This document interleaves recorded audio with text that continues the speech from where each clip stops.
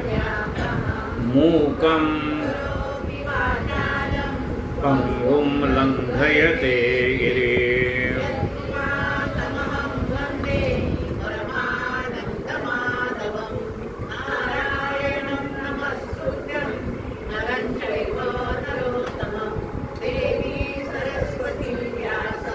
ततो जयमुदीरये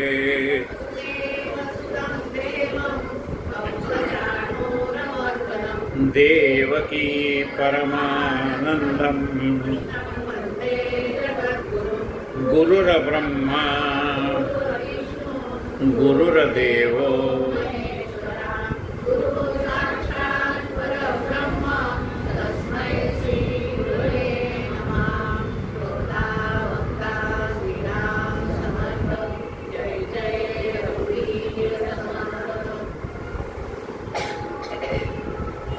श्री समर्थ रामदास स्वामी यांनी मनाचे श्लोक लिहिलेले आहेत. त्याच्यावरती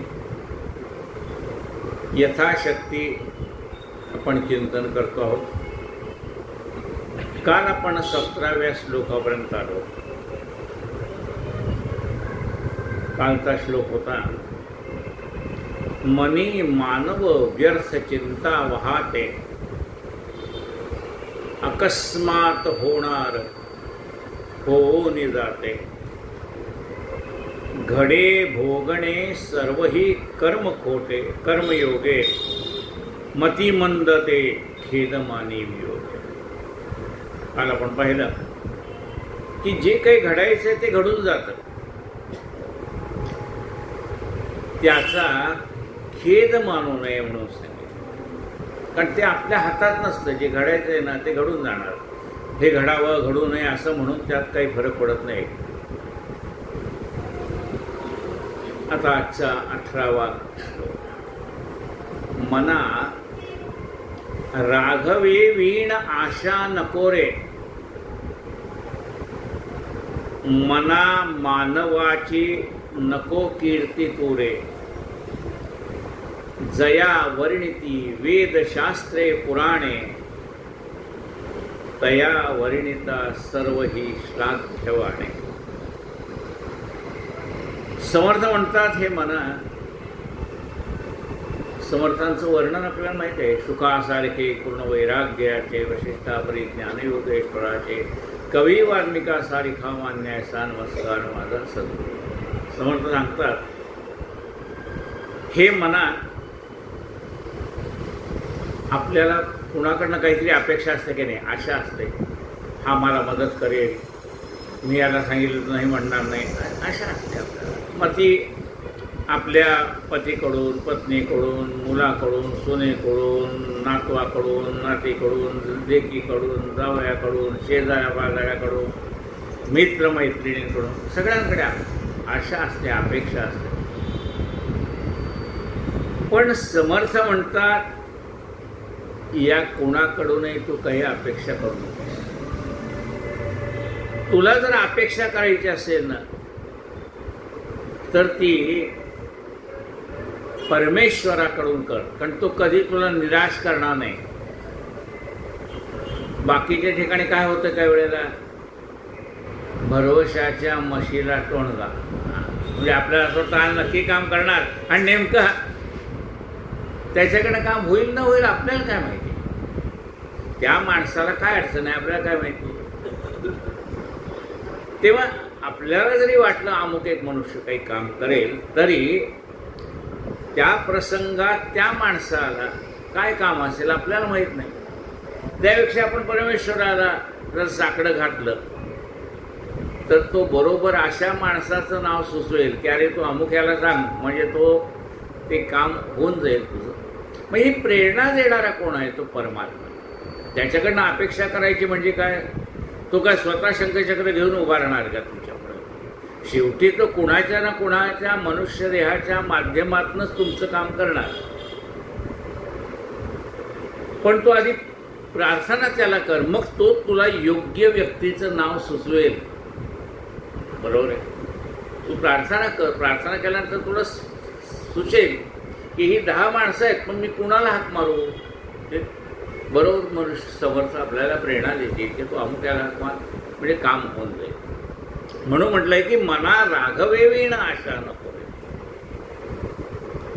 मना मानवाची नको कीर्ती. तू अनेक लोकांची स्तुती करण्यात वेळ घालवू नकोस. आता काही वेळेला काय होतं, एखाद्या माणसाचं त्याला स्टेजवर बोलवलं जातं, त्याची स्तुती करावी लागते. आपल्यालाही बोलवलंय म्हणून आपल्याला माहिती असतं या व्यक्तीची काय पात्रता आहे, पण तिथे स्टेजवर गेल्यानंतर हा हा खूप चांगला आहे, अमुक आहे तमुक आहे म्हणावं लागतं. तो काय आहे आपल्याला माहीत आहे, पण तिथे गेल्यानंतर हा वाईट आहे म्हणून चालेल का? नाही चालणार. तिथे स्टेजवर गेल्यावर स्तुती करावी लागणार. मग तुझ्यावरती असं अपात्र माणसाची स्तुती करण्याची वेळ येण्यापेक्षा स्तुतीच करायची तर परमेश्वराची कर, मनुष्याची कशाला कर. मना मानवाची नको कीर्ती तुरे. आता समजा माझा 75 आहे माझी, समजा मी 4 लोकांना बोलवलं, ते सगळे माझी स्तुतीच करणार हो त्यावेळेला. 75 कोण नावं ठेवेल तुम्हाला?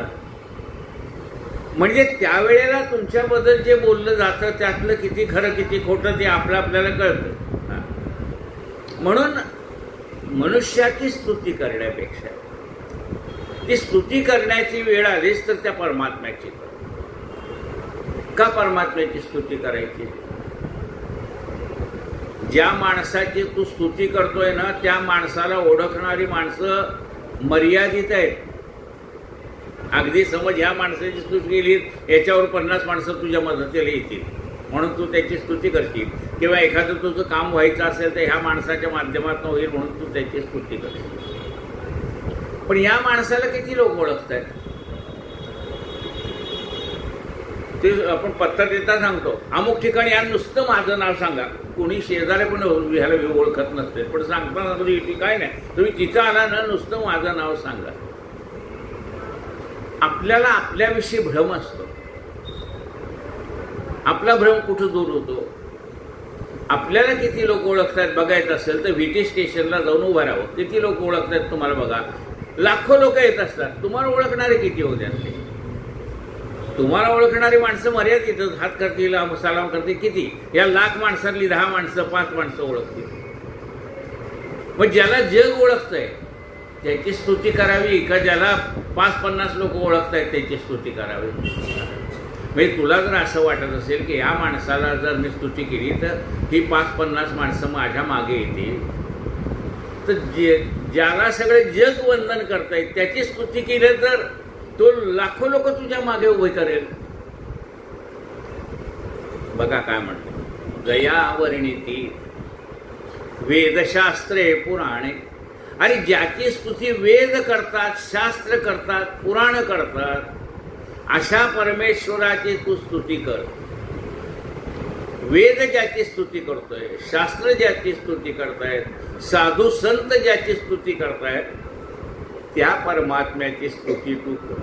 म्हणजे तुला संकट काळी तोच धावून येणार आहे. अगदी समजा रात्री अपरात्री आपल्याला जास्ती झालं, कोण येणार धावून? म्हणजे तुम्ही म्हणाल माझ्या मोबाईलवरनं मी फोन करून 4 लोकांना बोललो, तुम्हाला त्या मोबाईलपर्यंत उठून जायची, कारण म्हणले तिथं सांगितलंय त्या मोबाईलवरती की 3 फूट लांब ठेवा, 4 फूट लांब ठेवा तुमच्या झोपताना. आता तुम्हाला अंगात ताकद नाही फोनपर्यंत जायची, कोणाला बोलवणार? पण फोन न करता धावून येईल तो परमात्मा आहे ना. तुम्ही मनातल्या मनात म्हणायचं देवा. गजानन महाराज म्हटलं की ते कुणाला ना कोणा प्रेरणा देतील, ते आपल्याला फोन करतील. आणि 4 वेळा फोन करून जर आपण फोन उचलला नाही तर शेजाऱ्याला फोन करून सांगतील अरे मी 4 वेळाचा फोन करतो, आजी फोन का उचलत नाही, बघा काय झालंय का त्यांना. म्हणजे कोण आपल्याला धावून येणार आहे? तो धावून येणार आहे. काय म्हटलं पहा, जया वर्णिती वेद शास्त्रे पुराणे तया वर्णिता सर्व ही श्लाघ्यवाणे.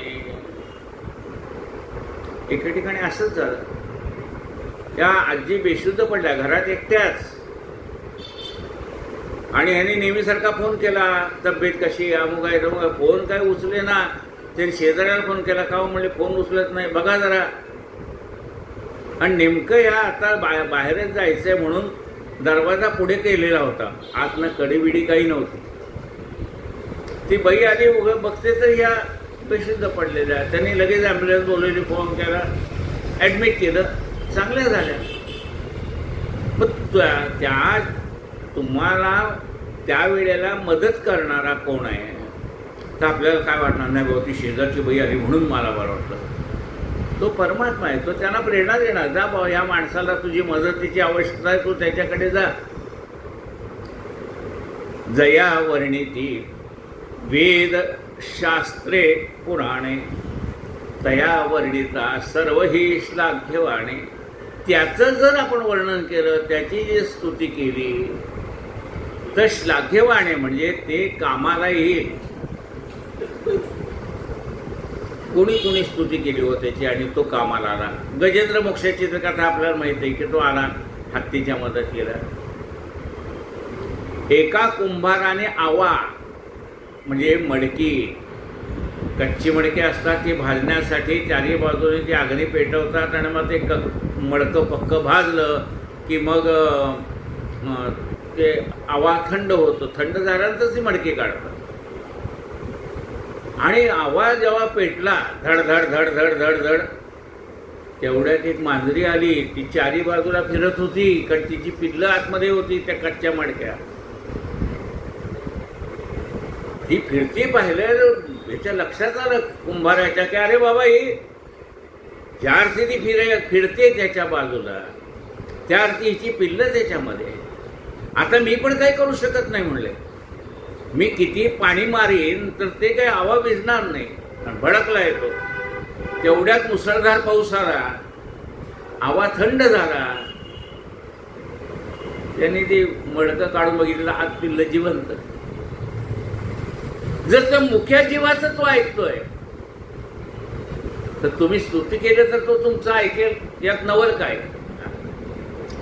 जया तया वर्णिता सर्व ही श्लाघ्यवाणे. जय जय रघुवीर.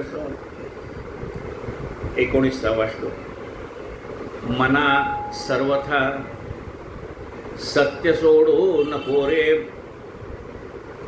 मना सर्वथा मिथ्य मांडू नको रे. मना सत्य ते सत्य वाचे वधावे. मना मिथ्य ते मिथ्य सोडो निर्यावे. मना हे मना सर्वता सत्य सोडू नको रे. खरं बोलायचं सोडू नको. म्हणजे खरं बोलायचं कशासाठी खरं बोलायचं? खोटं बोललं ते कामं होत आहेत ना आपले. तो खोटं बोलणं सोपं आहे हो, खरं बोलणं कठीण आहे. म्हणजे खोटं बोलू नको असं मी तुला का सांगतो? सत्यच बोल का असं सांगतो? त्याचं कारण आहे, एकदा खोटं आपण काय बोललोय त्याच्यासाठी 100 वेळेला आपल्याला खोटं बोलावं लागतं. 100 वेळेला. काय त्याला विचार?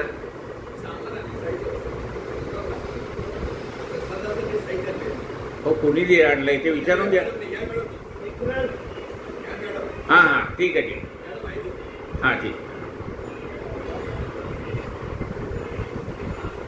नाही, प्रसादासाठी साहित्य आणलंय पण कुणी ते विचारायला पाहिजे. हां ठीक आहे. काय अडचण. मना सर्वता सत्य सोडू नको रे. कारण एकदा काय खोटं बोललोय ते 10 वेळा लक्षात ठेवावं लागतं, म्हणून 10 वेळा खोटं बोलावं लागतं पुन्हा. पण एकदा खरं बोलायची सवय लागल्यानंतर काही तुम्हाला लक्षात ठेवायचं भानगडच नाही ना. तू असं बोलला होता का मी बोललो होतो. मना सर्वथा सत्य सोडू नको रे. कारण सत्य हे त्रिकाला बाधित सत्य आहे. खोटं 1-2 दिवस पचेल, कायम नाही टिकत ते. मना सर्वथा मिथ्य मांडू नको रे. खोटं बोलूही नको आणि खोट्याची बाजूही घेऊ नको. नाही नाही तो सांगतो ते खरं. अरे ते खोटं तुलाही माहिती आहे, तू कशाला त्याची बाजू घेतो? मना सर्वथा मिथ्य मांडू नको रे. मना सत्य ते सत्य वाचे वदावे. मना खरं काय आहे ते सांगून टाकावं. एखाद्या माणसाच्या हातून चूक जरी झाली ना तरी त्याने कबूल केली की माझ्या हातून ही चूक झाली, तर मनुष्य त्याला क्षमा करतो. आणि त्याच्या हातून चूक झाली आणि त्यांनी जर काही सांगितलं नाही तर आपल्याला असं वाटतं की एवढा करून त्याला त्याचं काहीच वाटत नाही. म्हणून मना सत्य ते सत्यवाचे वदावे. पण सत्य बोलताना कसं बोलायला पाहिजे? Sugar coated. खरंच बोलायचं आहे पण शुगर कोटेड बोलावं लागतं. शुगर कोटेड म्हणजे काय? आता समोरची व्यक्ती गेलेली आहे आणि आपल्याला फोन करून त्याच्या नातेवाईकाला कळवायचं. मग शुगर कोटेड कसं करणार? ते सत्य मी लगेच सांगणार ही गेले म्हणून. आणि त्याच्या घरी वास्तुशांत चालू आहे, त्याच्या घरी काही कार्यक्रम चालू आहे, ती व्यक्ती काही लगेच इथे येऊ शकणार नाही, त्याला सुतक लागणार आहे. मग त्यांना सांगायचं तुमचा कार्यक्रम चाललाय, काही ऐकायला येते, कधी संपणार हो? म्हणले 2 वाजता संपेल, नाहीतर या बैला न्यायचंय 10 वाजता रात्री. तो नंतर सांगत ना, नाहीतर ते काही येऊ शकत नाहीत, लांब राहत आहेत, पहिल्या दिवसाला येऊ शकत नाही. मग त्यांना सांगताना सांगायचं जरा तब्येत ठीक नाही आहे, सिरियस आहे, मग मी तुम्हाला कळवतो नंतर तब्येत कशी आहे ती. नंतर 2च्या नंतर त्यांचा कार्यक्रम झाल्यावर सांगायचं की बुवा आता तुम्हाला निघायला हरकत नाही. सत्यच सांगायचं आहे. सत्यम वद प्रियम वद. खरंच बोला, पण ते काळ वेळ पाहून तुम्हाला बोलायला पाहिजे. आता म्हणून काय करतात, व्यक्ती एखादी जायची असेल ना, तुमच्या घरी जर मंगल कार्य निघालं तर गुरुजी सांगतात 5 दिवस 7 दिवस आधी तुम्ही देवदेवक बसवून घ्या. म्हणजे एकदा का देवदेवक बसवलं तर ते कार्य थांबत नाही, मग ते कार्य होऊन जातं. त्याचे आपल्याला बसायचं असेल तर आपल्याऐवजी आपल्याला ज्याला सुचत नाही त्या माणसाला बसून ते कार्य पार पडलं जातं. म्हणून त्याचा दोष लागत नाही असं म्हणतं. म्हणून असं म्हटलंय की मना सत्य ते सत्य वाचे वदावे, मना मिथ्य ते मिथ्य सोडून द्यावे. खोट्याची बाजूही घेऊ नये आणि आपण खोटं वागूही नाही.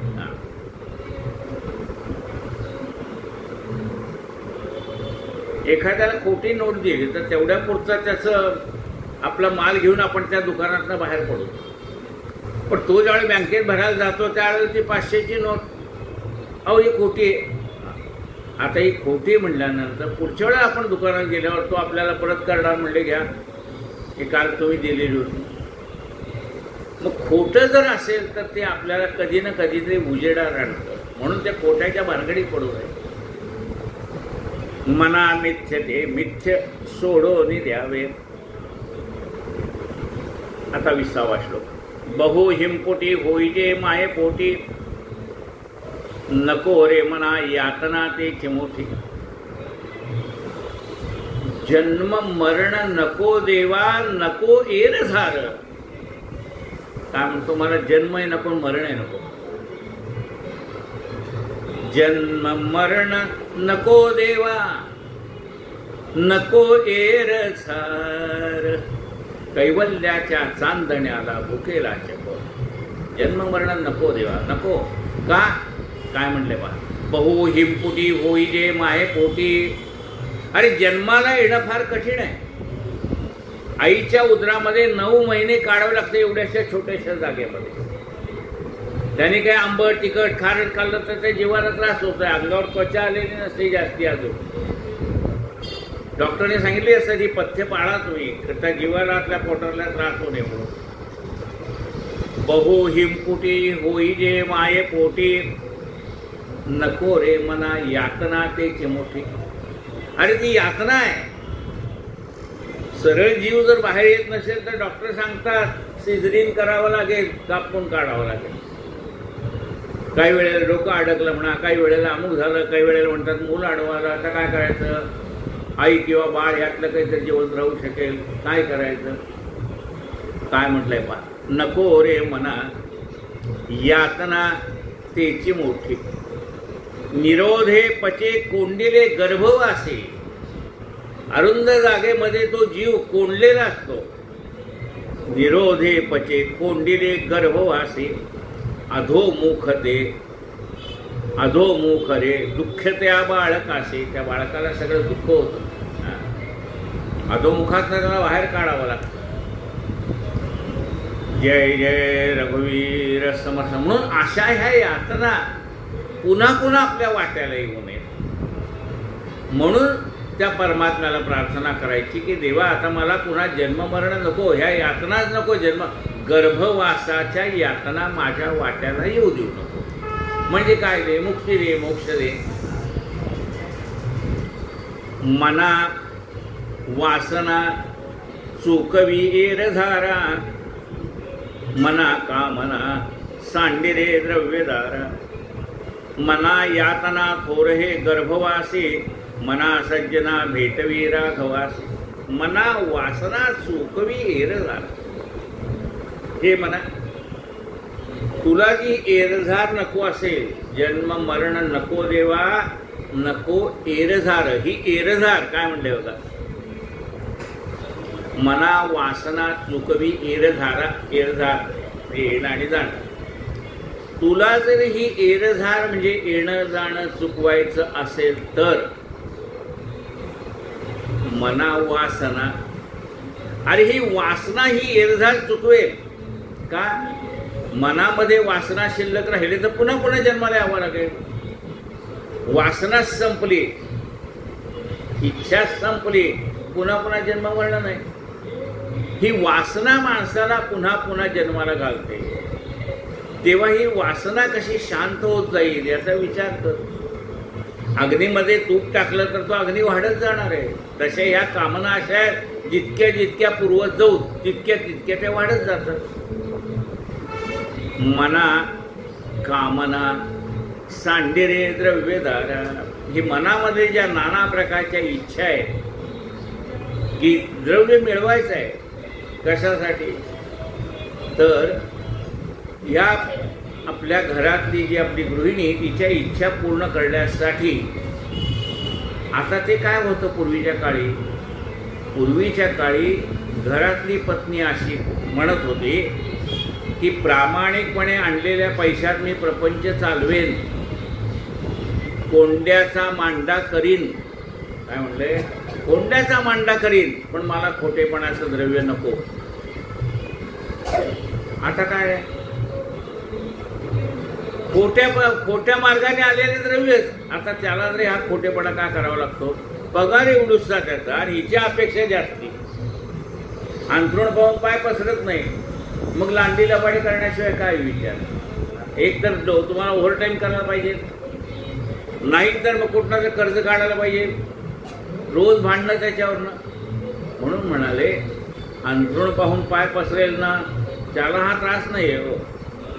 अपेक्षेपेक्षा जास्ती आपण मागायला गेलो, जास्ती करायला गेलो की त्या आहे त्याच्यामध्ये, म्हणजे त्याच्यासाठी पाप करावं लागतं, खोटेपणा करावा लागतो. खोटेपणा केला, कोणाला फसवलं, त्याचं आज नाही उद्या ते फेडावंच लागतं. मना का मना सांडिरे द्रव्यदारा.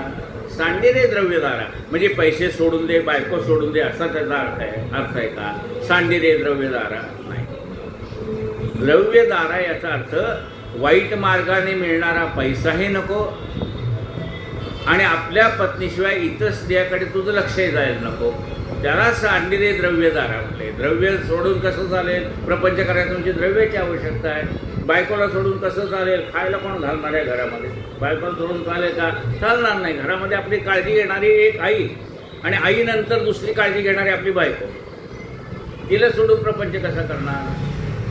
म्हणून तिची आवश्यकता आहे, पैशाची आवश्यकता आहे. मग म्हणले द्रव्यदारा सोडून द्या. काय लिहिले? मग ते तर काढायला पाहिजे ना. नको रे मना. मना कामना सांडिरे द्रव्यदारा. तुझ्या इच्छा जशा कमी होऊन जातील, अपेक्षा जशा कमी होतील, तसं सुद्धा तुला लांडी लबाडी करावी लागणार नाही. मना यातना थोर हे गर्भवासी. अरे ह्याच्यासाठी हे लोकांचं जे काही तू लोकांना फसवून लांडी लबाडी करून पैसे मिळवलेत ना, ते भोगण्यासाठी पुन्हा तुला जन्म घ्यावा लागेल. एरझारा नको म्हणतो आणि तू असं करायला लागला तर तुला एरझाराशिवाय गत्यंतर नाही. मना सज्जना भेटवी राघवासे. म्हणून हे मना, तू खरा चांगला आहेस रे. तुला भेटायचं असेल तर त्या परमात्म्याला भेट. कशाला देवाला भेटायचंय? तो चांगली बुद्धी देतो म्हणून देवाला भेटायचंय. आपण तर लहान मुलाला घेऊन जातो, आपल्याला सगळ्याला माहिती आहे, पाया पड, देवा सांग मला चांगली बुद्धी दे. त्या राघवाला भेटलं तर तो तुला चांगली बुद्धी देईल. म्हणले कशावरनं? आम्ही रोज म्हणतो, बुद्धी दे रघुनायका, नेटके लिहिता येना, वाचिता चुकतो सदा, अर्थ तो सांगता येना, बुद्धी दे रघुनायका. देईना पूर्विना कोणी, उगेचे जनहासती, लौकिक राखता येना, बुद्धी दे रघुनायका.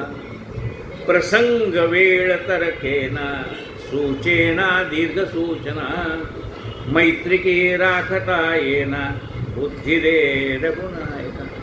प्रसंग वेळ तर्केना, कोणत्या वेळेला काय करावं हे मला समजत नाही. मग त्याच्यासाठी काय करायचं? बुद्धी दे रघुनायका. प्रसंग वेळ तर्केना, सूचेना दीर्घ सूचना. पुढे माझं भविष्यासाठी मी काय करावं हे मला सुचत नाही. सूचेना दीर्घ सूचना, मैत्रिकी राखता येना. अहो माझी सगळ्याशीच भांडणं, कुणीच माझे मित्र नाही. मैत्रिकी राखता येना, बुद्धी दे रघुनायका. देवा माणसं कशी जोडावी याच्यासाठी मला चांगली बुद्धी दे. म्हणून ते सांगतात की जा मना सज्जना भेटवी राघवासे. त्या भगवंताला भेट, मग तुला तो चांगली बुद्धी देईल. हळूहळू तुझ्या मनातल्या काम क्रोध लोभ मोह मद मत्सर हळूहळू कमी कमी कमी होत जाईल. मग तुझी जन्म येण्याची जाण्याची जन्म येरझार संपून जाईल. जय जय रघुवीर समर्थ. 21वा श्लोक आज झालेला आहे. म्हणजे 17 ते 21, 18, 19, 20 आणि 21 4 श्लोक झाले. आता हे 3 दिवस आपल्याकडे गीताई आहे, त्यामुळे थोडासा आपल्याला सुरुवात करायला वेळ होणार. मग एका भक्ताने आम्हाला विचारलं का मुळे 6:30पर्यंत प्रवचन तुम्ही 6:20 तास का थांबवता? मग म्हणजे 10 मिनटं का थांबवता, लवकर का थांबवता? मग त्यानं मी सांगितलं, अहो 10 मिनटं एवढ्यासाठी लवकर, पुन्हा मला आरती म्हणायची असते, मी सगळ्या लोकांना पाया पडायचं असतं, पुन्हा प्रसाद घेऊन घरी जायचं असतं, तोपर्यंत संध्याकाळच्या आरतीची वेळ होते. निघताना आरती जर सुरू झाली तर त्यांना थांबावं लागेल. ते 4:30 वाजल्यापासून आलेले असतात, म्हणजे 4, 4:15 येतात. मग त्यांचा विचार करावा लागतो. कायेन वाचा मनसेंद्रियर्वा बुद्ध्यात्मना वा प्रकृती स्वभावात् नारायणायति समर्पयामि अच्युतं केशवं राम नारायण.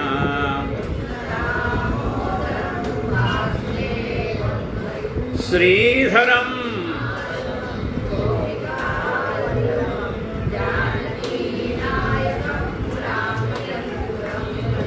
हरे राम राम राम हरे हरे.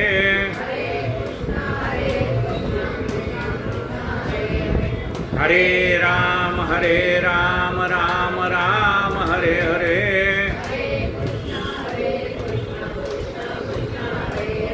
गोपाल कृष्ण भगवान की जय. परवा 2 दिवसापूर्वी एक मेसेज आला मला. आपले नित्य सेवेला येणारे काळवीट काका, आता सध्या ते शहापूरला राहायला गेले, पण कार्यक्रमाच्या वेळेला पहाटे 5:30ला येतात इथे.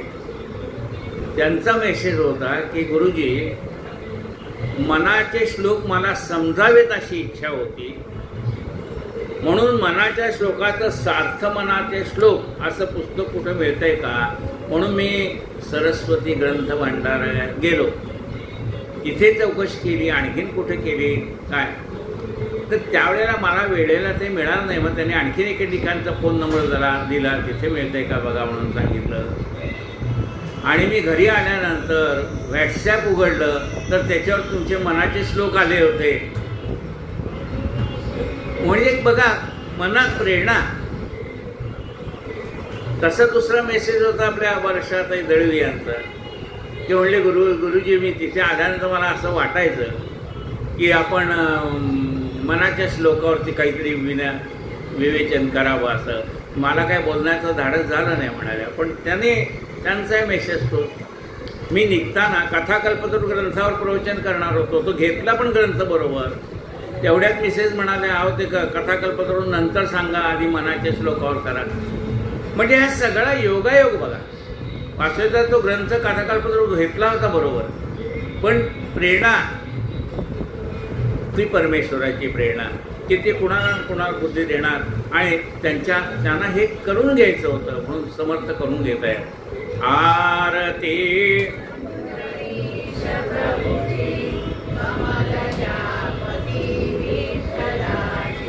ठेविले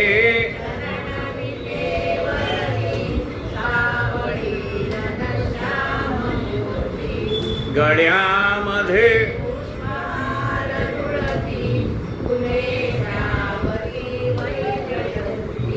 लागला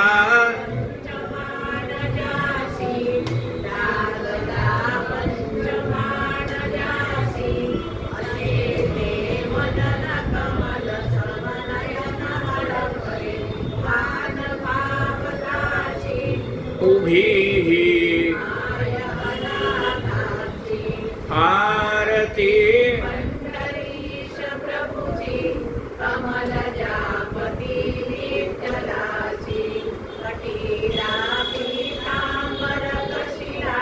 कस्तुरी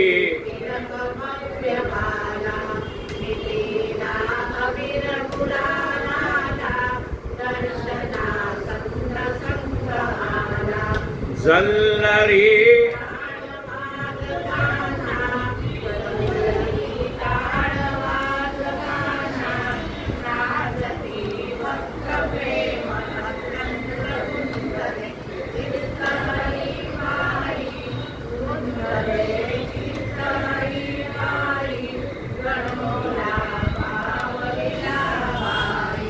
आरती